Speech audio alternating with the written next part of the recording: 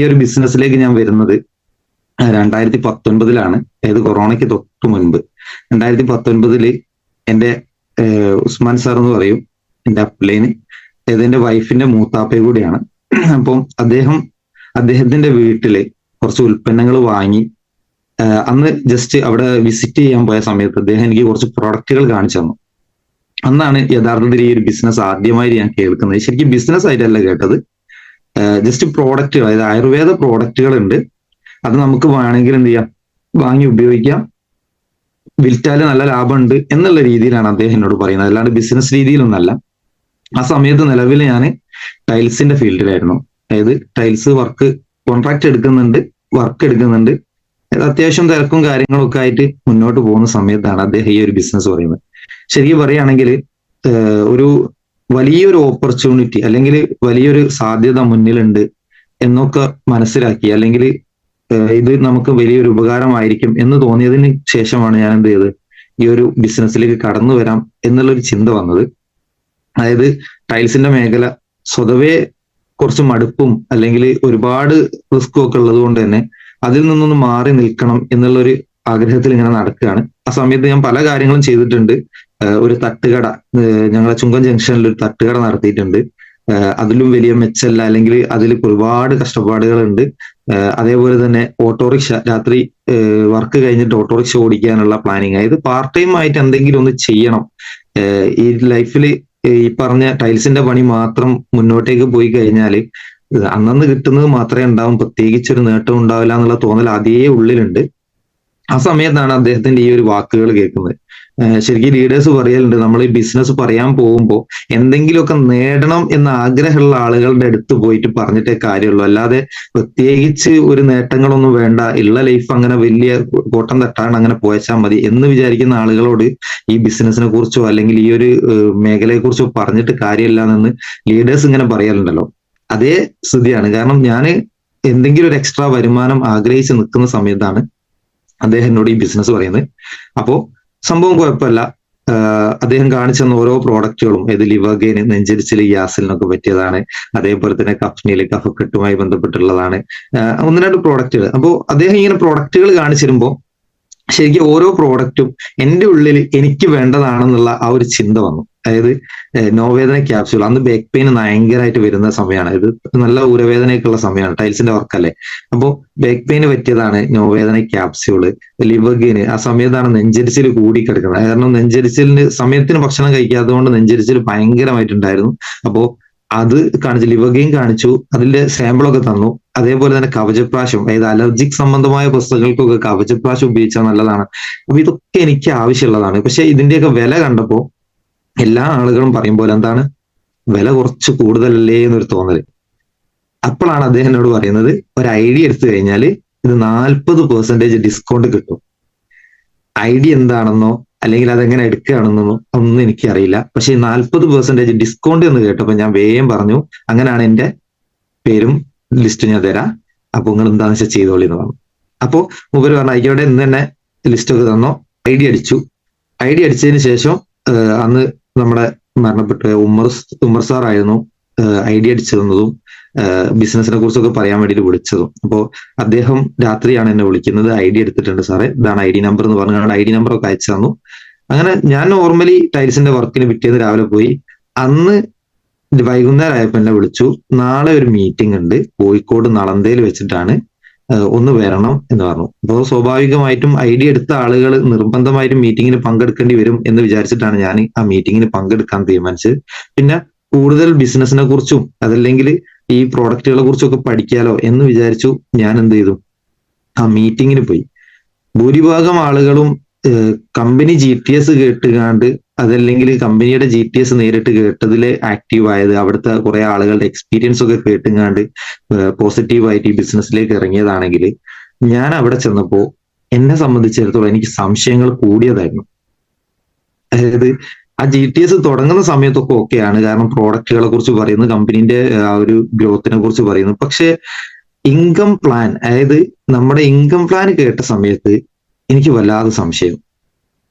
കാരണം ഈ സോപ്പും പേസ്റ്റും വിറ്റിട്ട് 2,10,000 കിട്ടും എന്ന് പറയുന്നത് എങ്ങനെയാണ് എന്ന് എനിക്ക് വളരെയധികം സംശയം.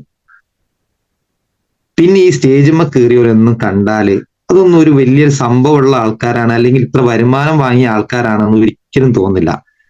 അവരൊക്കെ എന്തോ പൈസക്ക് വേണ്ടിയിട്ടോ അതല്ലെങ്കിൽ കമ്പനീന്റെ കുറച്ച് ആൾക്കാർ കയറിങ്ങാണ്ട് സ്റ്റേജിന്മേൽ നിന്നതായിട്ട് തന്നെയാണ് എനിക്ക് ഫീൽ ചെയ്യുന്നത്.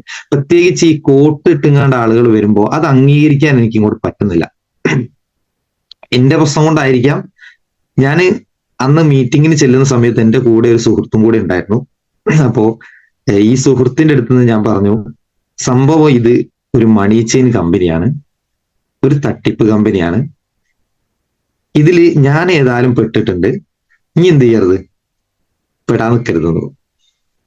നോർമലി എല്ലാ ആളുകളും ഒരാളെ സുഹൃത്തിനെ കൊണ്ടുപോയി കഴിഞ്ഞാൽ അയാളെ പോസിറ്റീവ് ആക്കി കണ്ട് ഐഡിയ അടിക്കാനാണ് ശ്രദ്ധിക്കുന്നതെങ്കിൽ ഞാൻ എന്റെ സുഹൃത്തിനെ അന്ന് രക്ഷപ്പെടുത്താനാണ് നോക്കിയത്. കാരണം ഈ ഒരു ബിസിനസ്സിൽ ചേരാണ്ട് അതല്ലെങ്കിൽ ഈ ഒരു ബിസിനസ് കുടുങ്ങാണ്ട് ഓൻ രക്ഷപ്പെട്ടോട്ടെ എന്നുള്ള ചിന്ത. ഞാൻ ഏതായാലും പെട്ടു, ഓൻ ഏതായാലും പെടണ്ട എന്നുള്ള ചിന്തയിലാണ് ഞാൻ എന്റെ മനസ്സിലുള്ളത്. അപ്പോ ഓനോട് ഞാൻ പറഞ്ഞു, ഒരു ഇനി വരാൻ പോകുന്നത് ഏത് മീറ്റിംഗ് കഴിഞ്ഞ് കഴിഞ്ഞാൽ ഉടനടി ഒരു വരും, ഐഡിയ എടുക്കല്ലേ എന്ന് ചോദിക്കും, ഇനി എന്ത് ചെയ്യണ്ട, പെടാൻ നിൽക്കണ്ട എന്ന് ഓനോട് ഞാൻ പറഞ്ഞു. ഓൻ സത്യം പറഞ്ഞാൽ എന്നെ അത്ര ആത്മാർത്ഥമായിട്ട് സ്നേഹിക്കുന്നതുകൊണ്ടോ അല്ലെ എന്നെ അത്രയും വിശ്വാസം ഉള്ളതുകൊണ്ടോ ഓനാ ഞാൻ പറഞ്ഞ കാര്യം അങ്ങനെ തന്നെ. അതായത് ഒരു വന്ന് ഓരോട് ചോദിച്ചു ഐഡിയ എടുക്കണ്ടേ, അപ്പൊ പറഞ്ഞു ഇവനെ ഏതായാലും എടുത്തുക്കുന്നല്ലേ, എന്നാ പിന്നെ ഞാൻ എന്ത് ചെയ്യുന്നില്ല, തൽക്കാലത്തേക്ക് എടുക്കുന്നില്ല, ഇനി എന്തേ ആവശ്യമുള്ള പ്രോഡക്റ്റ് ഞാൻ അവന്റെ അടുത്ത് വാങ്ങിക്കോളാന്നും പറഞ്ഞു. സത്യം പറഞ്ഞാല് ഞാൻ അന്ന് ചെയ്തത് ഏറ്റവും വലിയൊരു മണ്ടത്തരാണെന്ന് മനസ്സിലാക്കാൻ എനിക്ക് 5 വർഷം എടുത്തു. ഞാൻ ഓനോട് പറഞ്ഞ ഉപദേശം ഓൻ അത്രയും നല്ലോണം സ്വീകരിക്കുകയും ചെയ്തു. ഇന്ന് വരെ അവൻ ഈ കമ്പനിയിൽ ഐഡിയ എടുത്തിട്ടുമില്ല, എന്റെ കൂടെ എടുത്തിട്ടില്ല, വേറെ ആരെയും കൂടെ എടുത്തിട്ടില്ല. പക്ഷെ അന്ന് അത് പറഞ്ഞു, ഞാൻ പുറത്തിറങ്ങി, എന്റെ കൂടെ ഓനും പോന്നു, വീട്ടിലെത്തി. സംഭവം ഐഡിയ എടുത്ത ഞാൻ 15,000 രൂപയുടെ പ്രൊഡക്റ്റ് വാങ്ങിയിട്ടുണ്ടായിരുന്നു. അതായത് 3 ഐഡിയ ആക്ടിവേറ്റ് ചെയ്യാൻ വേണ്ടിയിട്ട് 15,000. ഈ പ്രൊഡക്റ്റ് വാങ്ങിയതിന് ശേഷമാണ് ഞാൻ GTS കേൾക്കുന്നത്. ഒരുപക്ഷെ ഈ പ്രൊഡക്റ്റ് വാങ്ങുന്നതിന് മുൻപ് ഞാൻ GTS കേട്ടിരുന്നെങ്കിൽ പ്രൊഡക്റ്റ് പോലും ഞാൻ വാങ്ങലുണ്ടാവില്ല.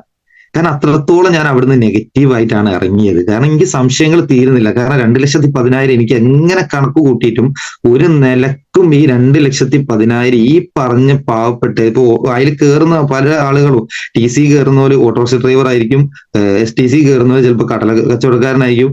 അതായത് ഒരു നിലക്കും ക്വാളിഫിക്കേഷൻ ഉള്ള ഒരാൾ പോലും എന്ത് ചെയ്യുന്നില്ല, വലിയ റാങ്കിലൊന്നും കയറുന്നില്ല. എനിക്ക് സംഭവം സത്യം പറഞ്ഞാൽ മനസ്സിലാവുന്നില്ല. ഞാൻ അതിന്റെ അടുക്ക് ചില വീഡിയോകളിലൊക്കെ കണ്ടിട്ടുണ്ട്, ഏത് കടല വിറ്റ് നടക്കുന്ന ഞാൻ പെട്ടെന്നാണ് കോടീശ്വരനായത്, അത് ഈ ഒരു ബിസിനസ്സിലൂടെയാണ്. അതേ ഡയലോഗുകൾ ഇങ്ങനെ നമ്മുടെ ഉള്ളിൽ ഇങ്ങനെ വരുന്നത്, എങ്ങനെയായാലും ഉൾക്കൊള്ളാൻ കഴിയാത്ത കുറെ കാര്യങ്ങൾ. അപ്പോ പക്ഷെ വീട്ടിലെത്തിയപ്പോ എന്റെ കയ്യിൽ കുറെ പ്രോഡക്റ്റും, ഇതെങ്ങനെയെങ്കിലും വിറ്റ് തീർക്കണം, അതായത് ഇതിൽ നിന്ന് ഇനി എന്ത് ചെയ്യണം, രക്ഷപ്പെടണം. ഒരു നിലക്കും ഈ ഒരു ബിസിനസ്സിലേക്ക് ഇനി എന്ത് ചെയ്യില്ല, ഞാൻ ചെയ്യില്ല എന്നുള്ള തീരുമാനത്തിലാണ്. പക്ഷെ പ്രോഡക്റ്റ് വിറ്റ് ഈ 15,000 രൂപ, എന്റെ 15,000 രൂപ ഇറങ്ങിയതാണല്ലോ, അത് തിരിച്ചു കിട്ടണമല്ലോ എന്ന് വിചാരിച്ചു. ആ സമയത്താണ് നമ്മുടെ ഹരികൃഷ്ണ സാറിന്റെ ഒരു പ്രോഡക്റ്റ് ട്രെയിനിങ് നടക്കുന്നുണ്ട് കുന്നമംഗലത്ത്, ബാലുശ്ശേരി എന്ന് പറയുന്നത്.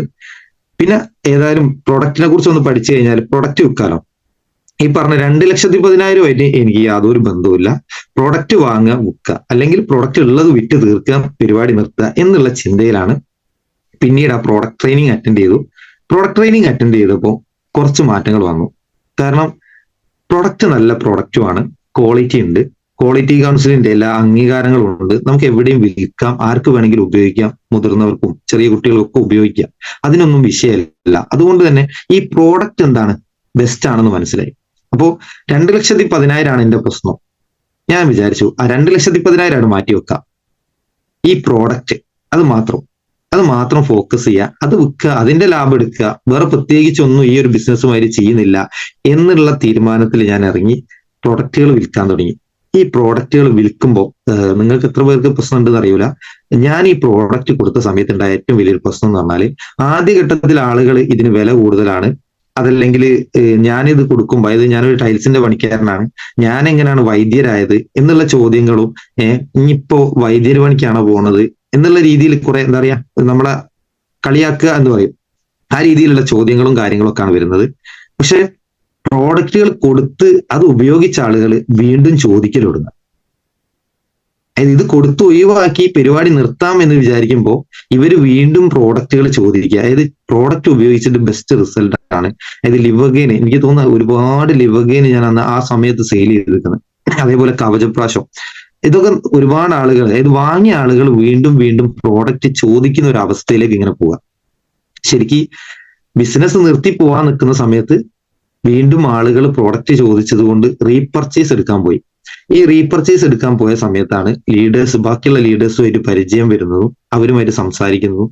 ശരിക്കും ഇവർ ഈ പറയുന്നതൊക്കെ ബിസിനസിനെ കുറിച്ചാണെങ്കിൽ എനിക്ക് ഈ പ്രോഡക്റ്റുകളെ കുറിച്ച് മാത്രമേ എന്തുള്ളൂ, ചിന്താഗതിയുള്ളൂ. ഇത് പ്രോഡക്റ്റ് വാങ്ങുക, വിൽക്കുക, പ്രത്യേകിച്ച് ബിസിനസ് ചെയ്യാന്നുള്ളത് എനിക്ക് അന്നപ്പോഴും എന്തില്ല, ഈ പറയുന്ന മോട്ടിവേഷൻ ഒന്നും എന്റെ ഉള്ളിലേക്ക് അത്ര കയറിയിട്ടില്ല. പിന്നെ പ്രത്യേകിച്ച് പറയാ, ആ സമയത്തൊക്കെ, അതായത് തുടക്ക സമയമാണ്, എന്നെ സംബന്ധിച്ചിടത്തോളം ഈ പറയുന്ന ആളുകളെ അത്രത്തോളം ആയിട്ട് വിശ്വസിക്കാൻ എനിക്ക് കഴിയുന്നില്ല. പിന്നെ അനുസരണാശീലം തുടക്കത്തിലേ എനിക്കില്ലായിരുന്നു. അതായത് ഒരാള് പറയുമ്പോൾ അത് അതേപോലെ ചെയ്യുക, അയാൾ പറയുന്ന രീതിക്ക് മുന്നോട്ടേക്ക് പോവുക, അതായത് ഞാൻ എന്താണോ വിചാരിക്കുന്നത് ആ രീതിക്ക് ചെയ്യുക. അത് ശരിക്കും പറയുകയാണെങ്കിൽ കുറച്ചൊരു അഹങ്കാരം എന്നുള്ള രീതിയിലേക്കൊക്കെ തന്നെ ആയിരുന്നു എന്റെ പെരുമാറ്റം. അതായത് ലീഡേഴ്സിനെ ബഹുമാനിക്കുക, അല്ലെങ്കിൽ അവർ പറയുന്നത് കേൾക്കുക, അത്തരം കാര്യങ്ങളൊന്നുമില്ല. ഞാൻ എന്റെ ഇഷ്ടത്തിന് കുറച്ച് പ്രോഡക്റ്റുകൾ എടുക്കും, അത് വിൽക്കും, അതുമായി മുന്നോട്ടേക്ക് പോകും. മീറ്റിംഗ്, ട്രെയിനിങ് കാര്യങ്ങളൊന്നുമില്ല. പ്രോഡക്റ്റ് ട്രെയിനിങ് ഉണ്ടെങ്കിൽ മാത്രം എന്ത് ചെയ്യും, ഒന്ന് അറ്റൻഡ് ചെയ്യും. കാരണം പ്രോഡക്റ്റിനെ കുറിച്ച് അറിയാതെ നമുക്ക് സെയിൽ ചെയ്യാൻ കഴിയില്ലല്ലോ. അപ്പൊ അതിന് മാത്രം ഒന്ന് അറ്റൻഡ് ചെയ്യാന്നല്ലാണ്ട് ബാക്കിയുള്ള പ്രോഗ്രാമുകൾക്കൊന്നും പോകാറില്ലായിരുന്നു. പിന്നീട് ഒരു 2019 ലാസ്റ്റ് ആയപ്പോൾ എനിക്ക് നല്ലൊരു അവസരം വന്നു വിദേശത്തേക്ക്, സൗദിയിലേക്ക്. അപ്പോ ഇത് ഏതായാലും വലിയ നടപടി ആവൂല എന്നുള്ളൊരു തോന്നലും, പിന്നെ പ്രത്യേകിച്ച് ഞാൻ ഒരു വർഷത്തോളം ഈ ഒരു പ്രോഡക്റ്റുമായിട്ട് നടന്നു. എന്റെ കൂടെ പ്രത്യേകിച്ച് ആരും ജോയിൻ ചെയ്തിട്ടില്ല. ഞാൻ ഒരുപാട് ആളുകളോട് ബിസിനസ് പറഞ്ഞു. അതായത് എന്റെ ഒരു ചിന്താഗതിയിൽ ഞാൻ ഒരുപാട് ആളുകളെ ബിസിനസ്സിലേക്ക് ക്ഷണിച്ചിട്ടുണ്ട്. പിന്നെ ഒരുത്തനെ ഞാൻ രക്ഷപ്പെടുത്തിയത് കൊണ്ട് ഓനെ പിന്നെ ക്ഷണിച്ചിട്ടും വന്നിട്ടുമില്ല. ഏത് ഒരുപാട് ഉപദേശങ്ങൾ കൊടുത്ത് കാണും, ഓനെ പറഞ്ഞു വെച്ചത് കൊണ്ട് ഓനെ പിന്നെ വിളിച്ചിട്ട് ഓനും ഇങ്ങോട്ട് വരുന്നുമില്ല. അങ്ങനെ കുറെ, അതായത് നാട്ടിലാണെങ്കിൽ അത്യാവശ്യം ഓൻ തന്നെ എന്ത് ചെയ്തിട്ടുണ്ട്, എല്ലാരോടും പറഞ്ഞിട്ടുണ്ട് ഇങ്ങനെ ഒരു തട്ടിപ്പാണ്. ഞാൻ ആ പറഞ്ഞു കൊടുത്തത് അങ്ങനെ തന്നെ, ഒരു മാറ്റവും വരുത്തിയിട്ടില്ല. പിന്നെ എങ്ങനെ നോക്കിയിട്ടും ഇതിൽ ഞാൻ സക്സസ് ആവില്ല എന്നുള്ളത് 100% ഉറപ്പാണ്. പിന്നെ പ്രത്യേകിച്ച് പറയാ, ഈ ബിസിനസിന്റെ ഒരു എടുത്തു പറയേണ്ട കാര്യം, നമ്മൾ ഒരു ലീഡറായിട്ട് മാറണം, ഒരു പ്രൊഡക്റ്റ് ട്രെയിനർ ആവണം, അതുപോലെ ടീമിനെ ക്രിയേറ്റ് ചെയ്യണം, ടീമിനെയും കൊണ്ട് കാര്യങ്ങളൊക്കെ മുന്നോട്ട് പോകണം. ഇതൊന്നും എനിക്ക് നടക്കില്ല, അതല്ലെങ്കിൽ ഇതൊന്നും എന്നെ കൊണ്ട് സാധിക്കില്ല. പ്രത്യേകിച്ച് പറയാ, നിങ്ങളുടെ എത്ര പേർക്കറിയില്ല, എന്നെ സംബന്ധിച്ചിടത്തോളം എന്റെ വിദ്യാഭ്യാസ യോഗ്യത എന്ന് പറയുന്നത് 10ാം ക്ലാസ് ആണ്. ഇംഗ്ലീഷ് എഴുതാനോ വായിക്കാനോ എനിക്ക് അറിയില്ല. അതേപോലെ തന്നെ ഒരു ക്ലാസ് എടുക്കാനോ അല്ലെങ്കിൽ ആ ക്ലാസ്സിൽ ആളുകൾക്ക് എന്ത് പറഞ്ഞു കൊടുക്കണോ ഇതിനെക്കുറിച്ച് ഒന്നും അറിയില്ല. ഏറ്റവും സിമ്പിൾ ആയിട്ട് പറയുക, ഒരു കൺഗ്രാജുലേഷൻസ് എന്ന് ടൈപ്പ് ചെയ്ത് വിടാൻ എനിക്ക് കഴിയില്ലായിരുന്നു. കാരണം എഴുതി വിടല് ഞാൻ വിടും, പക്ഷെ പിന്നീട് അത് വായിക്കുക കോൺഗ്രസ് എന്നാണ്. അതായത് പല ആളുകളും ആ കൺഗ്രാജുലേഷൻസ് ഞാൻ എഴുതി അയച്ചിട്ട് പല ആളുകളും വിളിച്ച് നീ എന്താ കോൺഗ്രസ് എന്ന് വിട്ടത് എന്നുള്ള ചോദ്യം വരെ വരുന്നു. അപ്പോ മനസ്സിലാക്കുക, അത്രയും യോഗ്യത ഇല്ലാതെ ഈ ഒരു പരിപാടിക്ക് ഞാൻ നിന്നിട്ട് കാര്യമില്ല. എനിക്ക് തോന്നിയത് അത്യാവശ്യം നല്ല വിദ്യാഭ്യാസവും വിവരവും ഒക്കെ ഉള്ള ആളുകൾക്ക് ഇത് റെഡി ആവും എന്നുള്ള ആ ഒരു ധാരണയിൽ 2019 ലാസ്റ്റ് ആയപ്പോൾ ഞാൻ വിദേശത്തേക്ക് കടന്നു. സൗദി അറേബ്യയിലായിരുന്നു 1.5 വർഷം. അതായത് 6 മാസത്തെ വിസിറ്റിംഗ് എന്നുള്ള രീതിയിലാണ് പോയത്. അഥവാ അവിടെ സെറ്റ് ആവുകയാണെങ്കിൽ അവിടെ നിൽക്കുക, അതല്ലെങ്കിൽ തിരിച്ച് നാട്ടിലേക്ക് പോരാം എന്നുള്ള രീതിയിലാണ് സൗദിയിലേക്ക് പോണത്. ഞാൻ അവിടെ ചെന്നിറങ്ങലും ലോകം മൊത്തം ലോക്ക്ഡൌണിലേക്ക് പോയി. അതായത് ഞാൻ സൗദിയിൽ കാലുകുത്തലും മൊത്തത്തിൽ ലോക്ക്ഡൌണാ. എവിടേക്കും പോകാനും പറ്റൂല, തിരിച്ച് നാട്ടിലേക്കും പോരാൻ പറ്റൂല. ഏതായാലും വന്നതല്ലേ, അവിടെ ഉള്ള ജോലിയുമായിട്ട് മുന്നോട്ടേക്ക് പോവാം എന്ന് പറഞ്ഞു. കുറച്ച് പ്രോഡക്റ്റുകൾ ഞാൻ ഇവിടെ നാട്ടിൽ കൊണ്ടുവരുന്നു. ഈ കൊറോണ സമയത്ത് ഏറ്റവും കൂടുതൽ ഉപകാരപ്പെട്ടത് 3 കുപ്പി കവചപ്രാശം കൊണ്ടുപോയിരുന്നു. ഞാൻ അതും അവിടുന്ന് യൂസ് ചെയ്തു.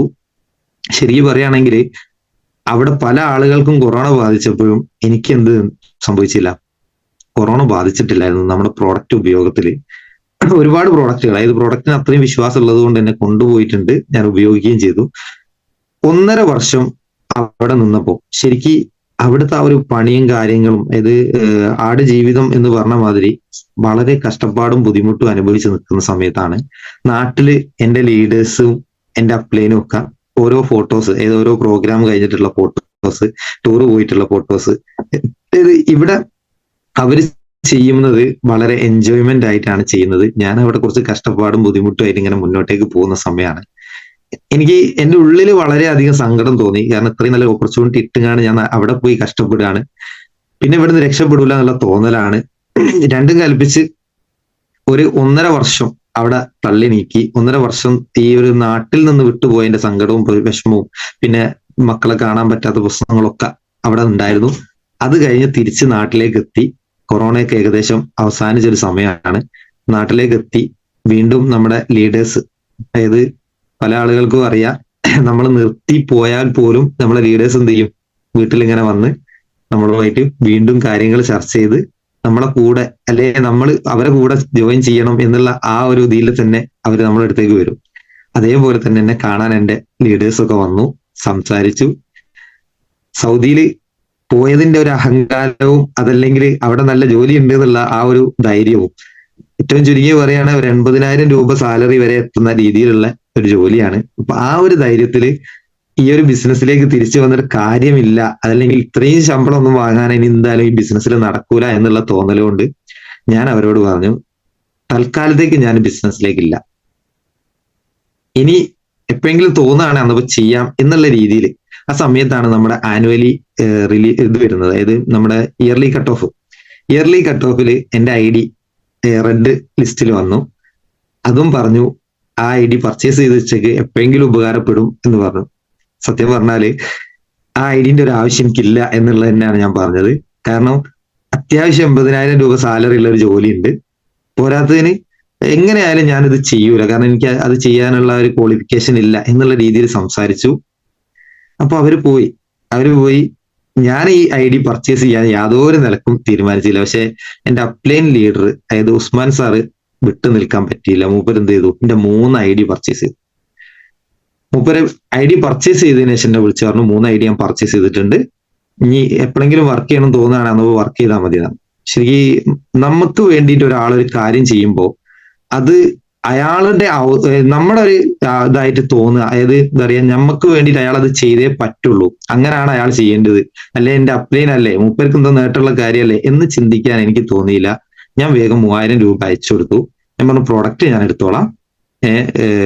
ഞാൻ എന്താ പറയാ, അത് അന്നപ്പോ എടുക്കാതിരുന്നത് എന്റെ കയ്യിൽ പൈസ ഇല്ലാത്തതുകൊണ്ടല്ല, ഈ ID ബ്ലോക്ക് ആയാലും എനിക്ക് വിഷയമില്ലാത്തത് കൊണ്ടാണ് എന്നുള്ള രീതിയിൽ ഞാൻ സംസാരിച്ചു. പ്രൊഡക്റ്റ് പോയി എടുത്തു.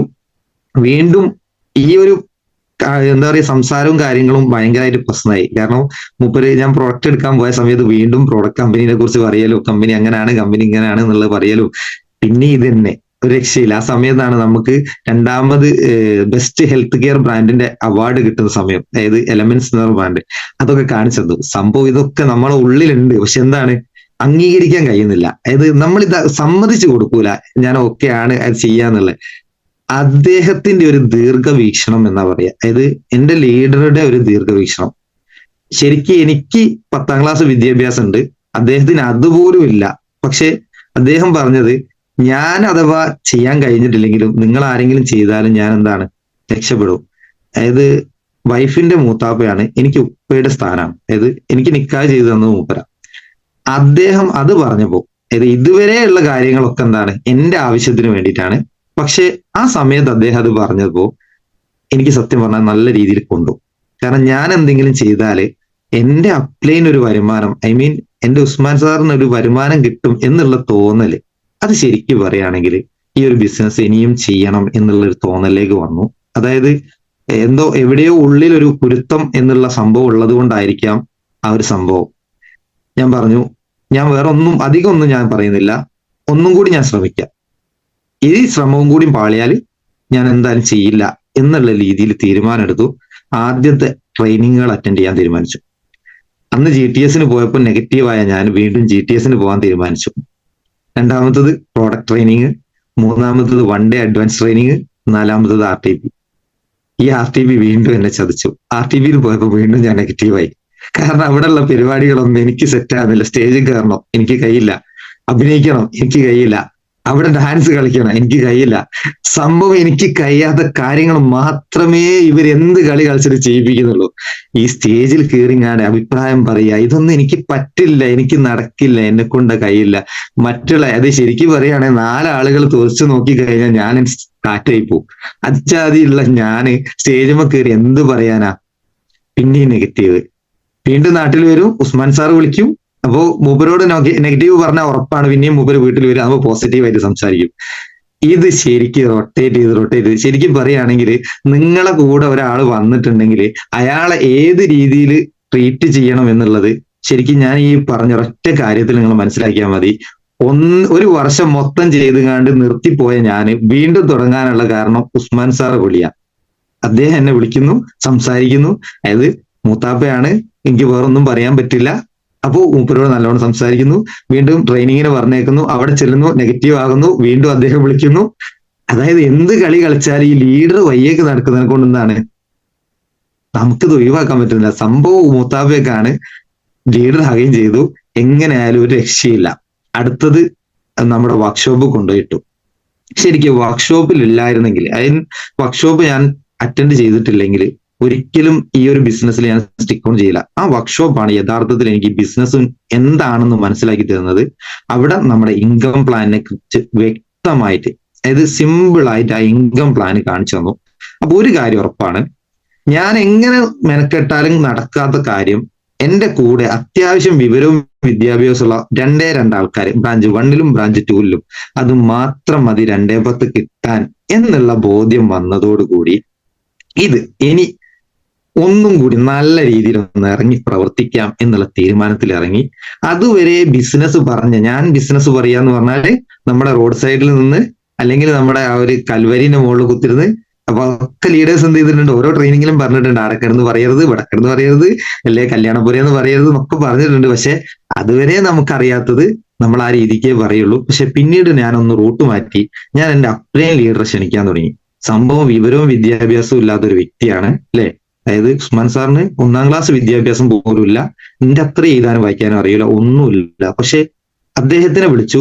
അദ്ദേഹം വന്നിരുന്ന് സംസാരിക്കുമ്പോൾ, അതായത് എന്റെ സുഹൃത്തുക്കളോടും എന്റെ ബന്ധുക്കളോടും ഒക്കെ അദ്ദേഹം പറയുമ്പോൾ അദ്ദേഹത്തിന്റെ ആ ഒരു ശൈലി, ഒരു പക്ഷേ ഒരുപാട് ട്രെയിനിങ്ങുകൾ അറ്റൻഡ് ചെയ്തതിന്റെ ആ ഒരു എക്സ്പീരിയൻസ് ആയിരിക്കാം, അതല്ലെങ്കിൽ അദ്ദേഹത്തിന്റെ രീതി, ആ സംസാര രീതി, അത് ആളുകൾക്ക് അത്യാവശ്യം നല്ല രീതിയിൽ പെട്ടെന്ന് മനസ്സിലാകുന്നുണ്ട്.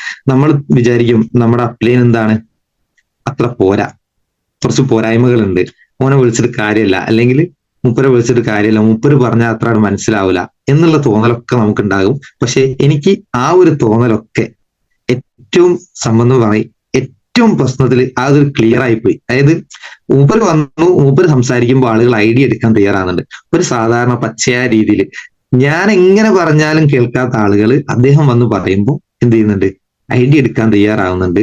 അതിൽ കുറച്ച് ചെറിയ ചെറിയ ടീമുകൾ, അതായത് അവിടെയും ഇവിടെ ആയിട്ട് കുറച്ച് ആളുകൾ എന്റെ കൂടെ ജോയിൻ ചെയ്തു.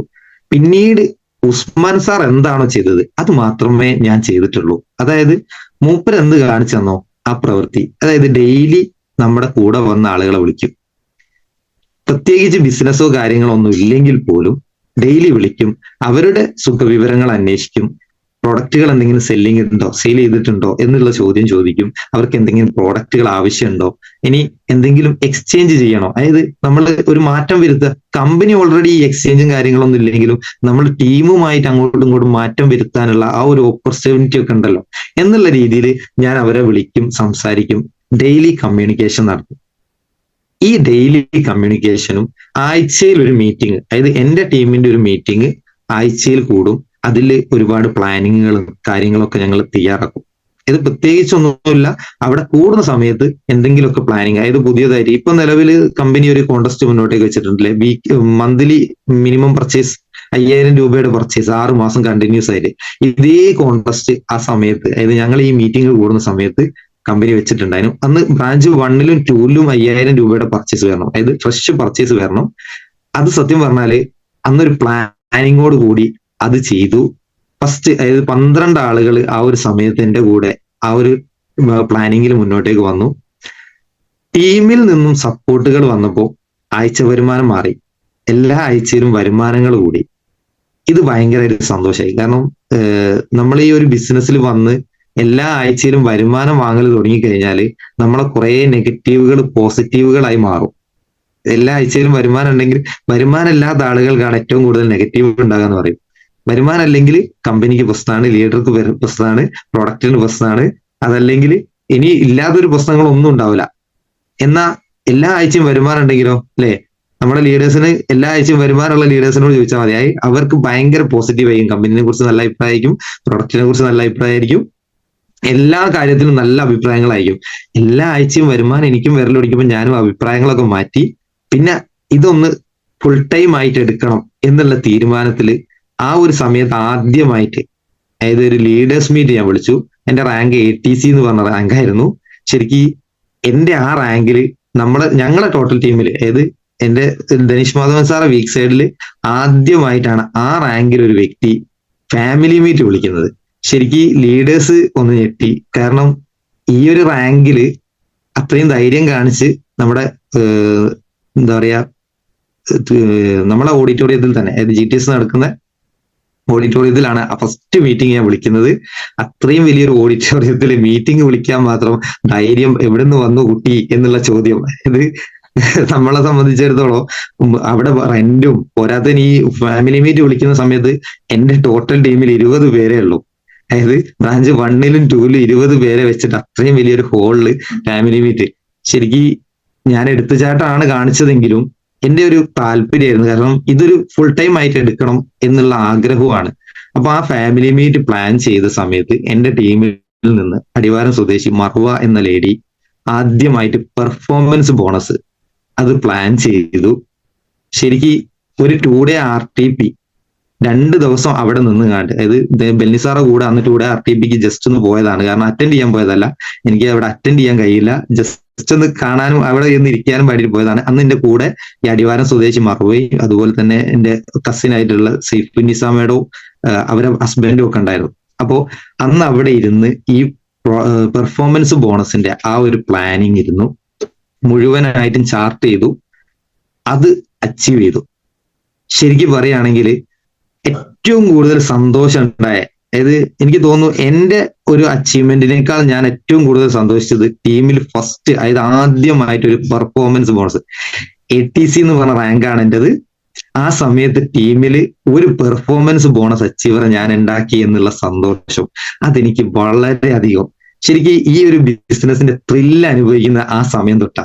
അതായത് ഞാൻ എന്തെങ്കിലും നേടുമ്പോഴല്ല, എന്റെ കൂടെ വന്നവനെ നേട്ടം കാണിക്കുമ്പോഴാണ് എനിക്ക് ഏറ്റവും കൂടുതൽ സന്തോഷം തോന്നിയത്. ആ കാര്യത്തിൽ എനിക്ക് ഉറപ്പായി ഇനി കൂടെ ഉള്ളവന്റെ റാങ്ക് മാറ്റാനും ഓന് പെർഫോമൻസ് നേടിക്കൊടുക്കാനും കൂടെ നിന്നാല് എന്റെ ആ ഒരു ത്രില്ല് കൂടും എന്നുള്ള ഒരു പ്രതീക്ഷയിലാണ്. പിന്നുള്ളത് ഫാമിലി മീറ്റ് പ്ലാൻ ചെയ്ത ആ സമയത്ത് ടീമിൽ ഒന്നടങ്കം പ്രത്യേകിച്ച് ഒരു നേട്ടവും കാണിക്കാനില്ലാത്തൊരു ഫാമിലി മീറ്റ് ആണെന്ന് വിചാരിച്ചെടുത്ത് ഒരു പെർഫോമൻസ് ബോണസ് അച്ചീവറെ സ്റ്റേജിൽ കയറ്റാനുള്ള പ്രോഗ്രാം ആണെന്നുള്ള മാറ്റത്തിലേക്ക് ആ ഒരു ATC റാങ്കിൽ ആദ്യമായിട്ടുള്ള സ്റ്റേജ് പ്രോഗ്രാം അല്ലെ ആദ്യമായിട്ടുള്ള ഒരു ഫാമിലി മീറ്റിൽ ATC എന്ന് പറഞ്ഞ റാങ്കിൽ നിന്ന് ഞാനും DTC എന്ന് പറഞ്ഞ റാങ്കിലേക്ക് ഈ ഒരൊറ്റ പെർഫോമൻസ് ബോണസ് കൊണ്ട് ഞാൻ അങ്ങ് കയറി.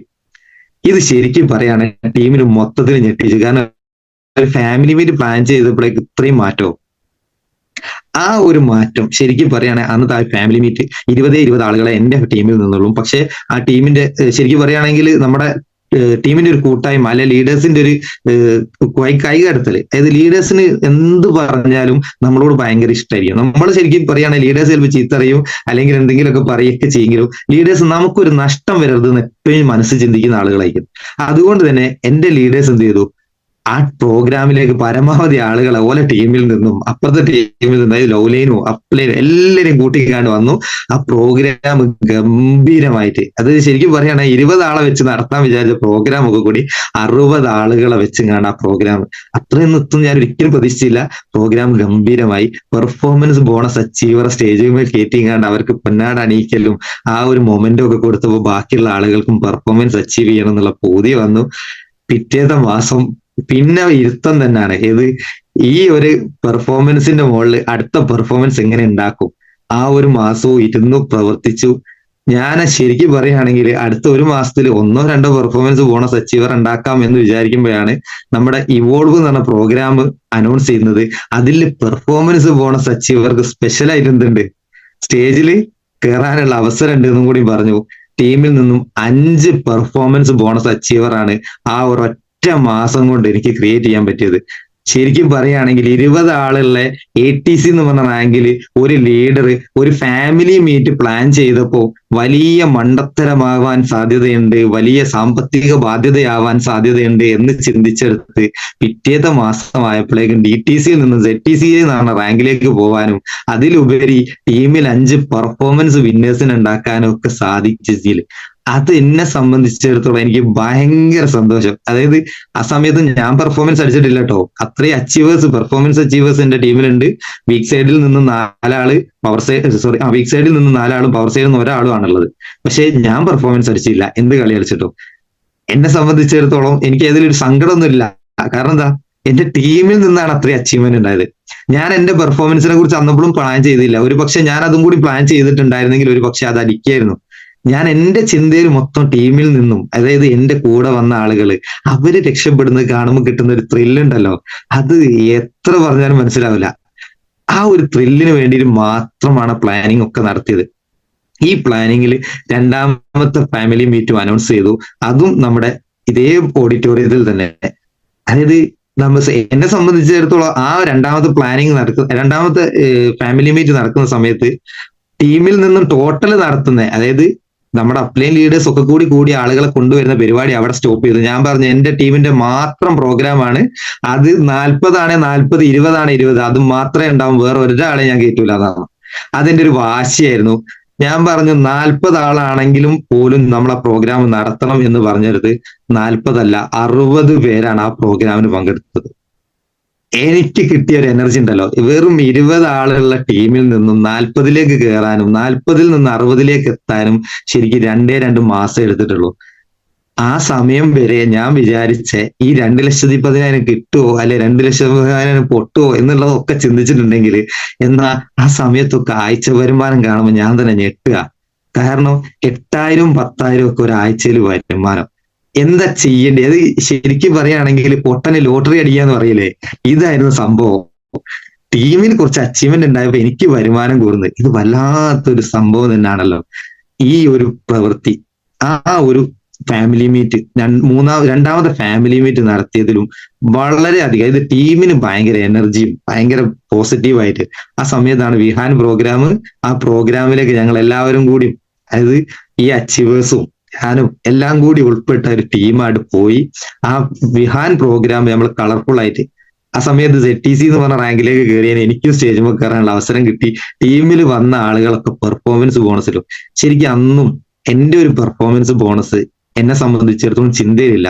പക്ഷെ പിന്നീട് എവിടെ നിന്നോ, അതായത് നമ്മളെ ടോട്ടൽ ആളുകളുടെ ഒരു പ്രത്യേകത ഉണ്ടല്ലോ, ഒന്ന് കുത്തുക അല്ലേ, ഇങ്ങനെയൊക്കെ നേട്ടങ്ങൾ ടീമിൽ ഉണ്ടാക്കിയിട്ടുണ്ട്, അത് അഭിനന്ദിക്കുകയല്ല ചെയ്യുക, ഒന്ന് കുത്തുക എന്നുള്ള ചിന്തയില് എന്നോട് ആരോ ഒന്ന് ചോദിച്ചു. സംഭവമൊക്കെ ശരി തന്നെയാണ്, ഇനി എന്റെ ടീമിൽ കുറെ അച്ചീവ്മെന്റ് ഉണ്ടായി, നിനക്കെന്ത് തേങ്ങ കിട്ടിയെന്നുള്ളൊരു ചോദ്യം ചോദിച്ചു. ഏത് ആ ചോദ്യം ശരിക്കും പറയുകയാണെങ്കിൽ ഞാനിങ്ങനെ ആലോചിച്ചു, സത്യം പറഞ്ഞാൽ എനിക്ക് എന്താ കിട്ടിയത്. പക്ഷെ ആ സമയത്ത് ഒരു ലോയൽറ്റി ഞാൻ അടിച്ചിട്ടുണ്ട്, അതാരും ശ്രദ്ധിച്ചില്ല. കാരണം ഇത്രയും പെർഫോമൻസ് ഉണ്ടാകുമ്പോൾ നമ്മളെ ലോയൽറ്റി ഒക്കെ അതിന്റെ ഇടയിൽ മുങ്ങിപ്പോവല്ലോ. അപ്പൊ ലോയൽറ്റിക്കൊന്നും വലിയ സംഭവമല്ല, പെർഫോമൻസ് ഇനി അടിച്ചോ എന്നുള്ള ചോദ്യം. അത് ആ സമയത്ത് ZTC എന്ന് പറഞ്ഞ റാങ്കിൽ എന്റെ ഉള്ളിൽ ഭയങ്കരമായിട്ട് എന്താണ് സങ്കടമായിട്ട് കിടക്കുക. ഈ പറഞ്ഞ ആളുകളൊക്കെ പെർഫോമൻസ് അടിക്കുമ്പോൾ അവർക്ക് വലിയ ബുദ്ധിമുട്ടുകളില്ല, കാരണം TCയിൽ നിന്നും 1,00,000 ബിസിനസ് വോളിയാണ് പറയുന്നത്.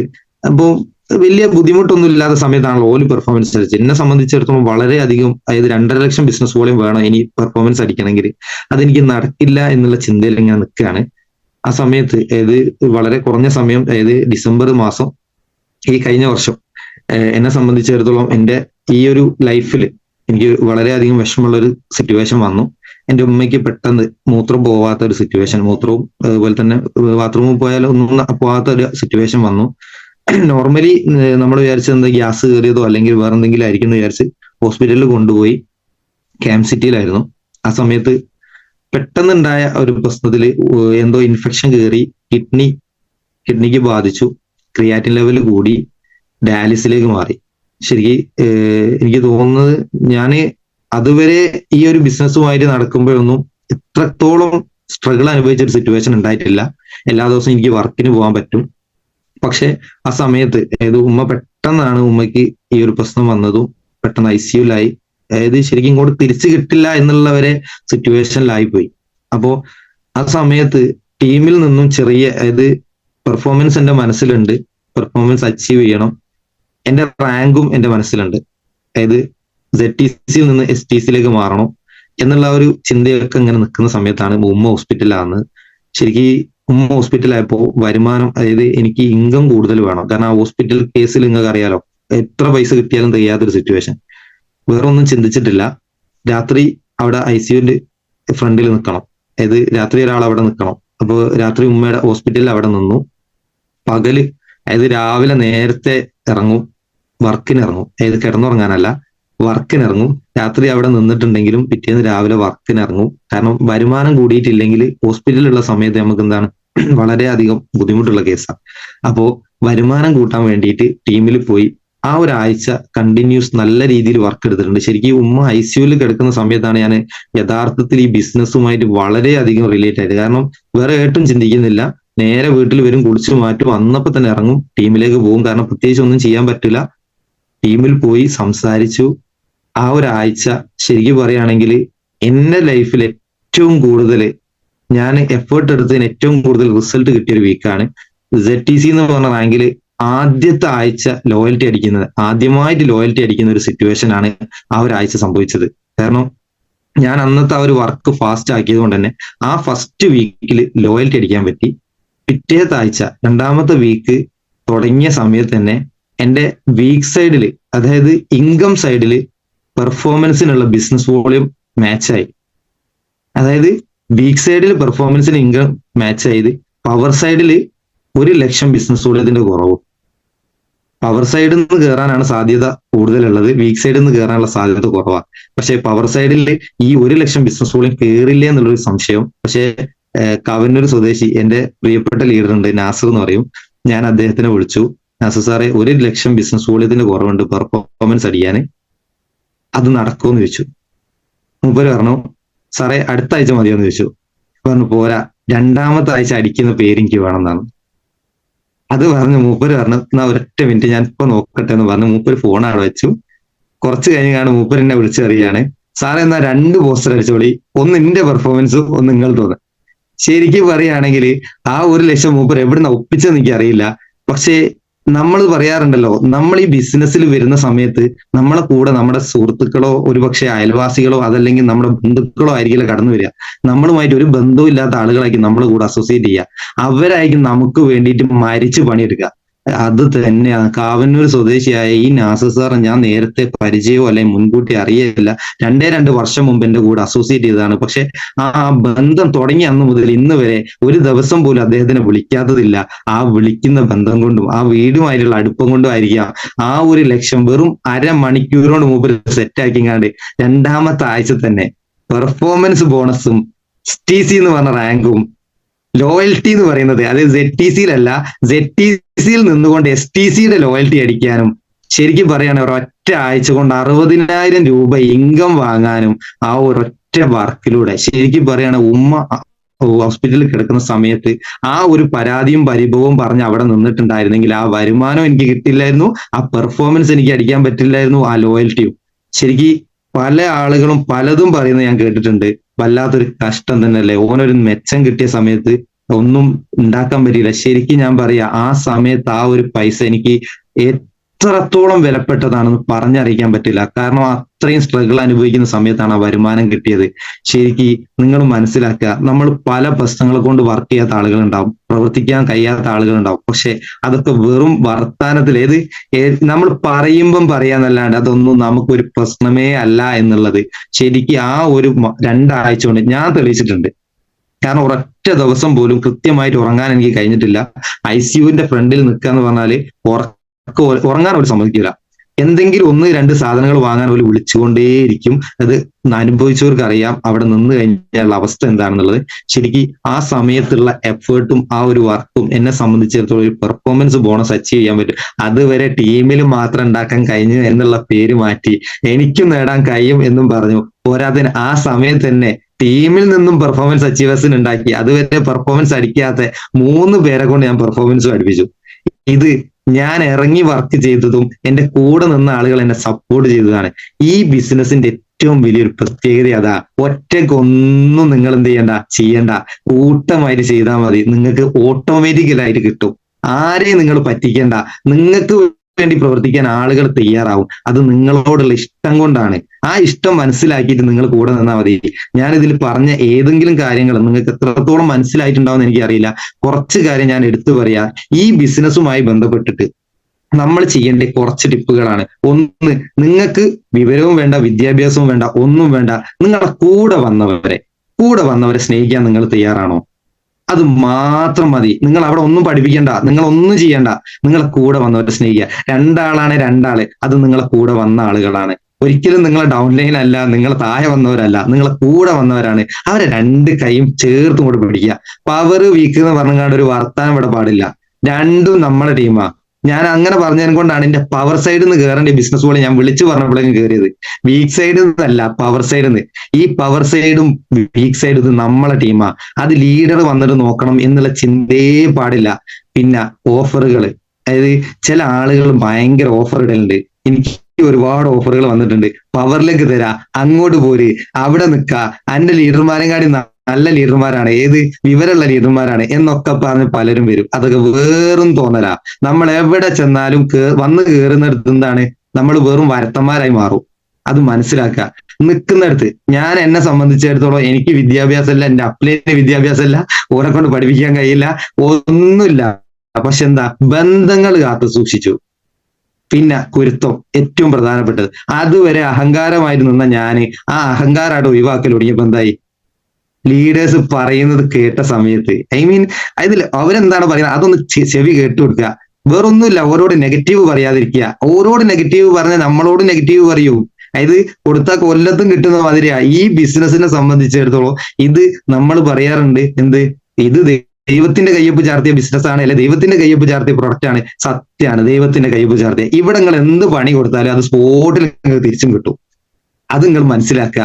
ഇത് ഞാൻ എന്താണോ എന്റെ ലീഡറോട് പറയുന്നത് അത് എന്നെ എന്റെ അസോസിയേറ്റിനോട് പറയും.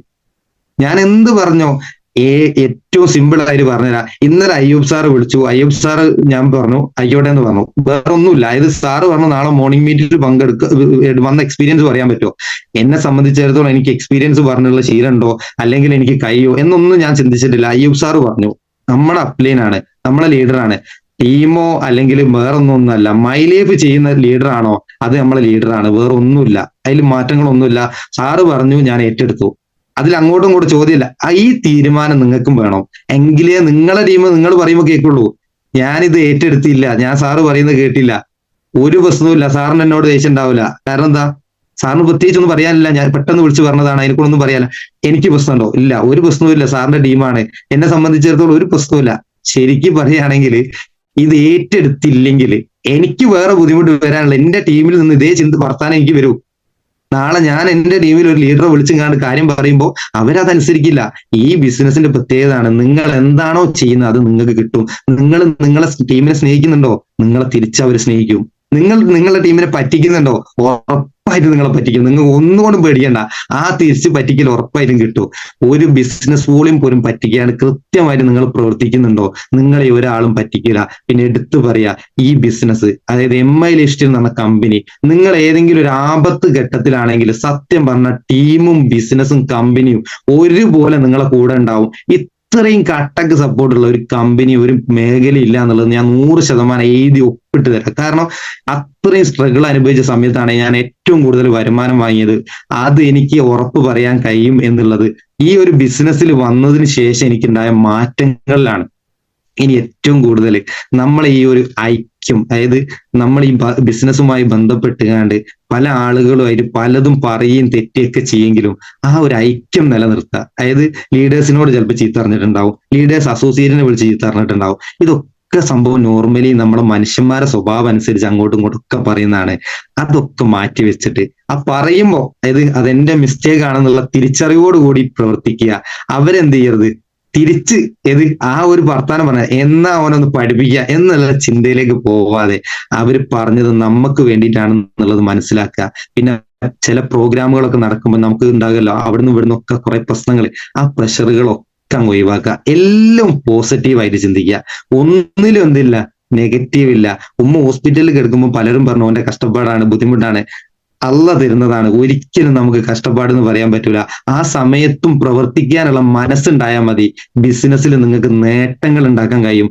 പരാതികളും പരിഭവങ്ങളും ഒക്കെ അവിടെ വെക്കുക.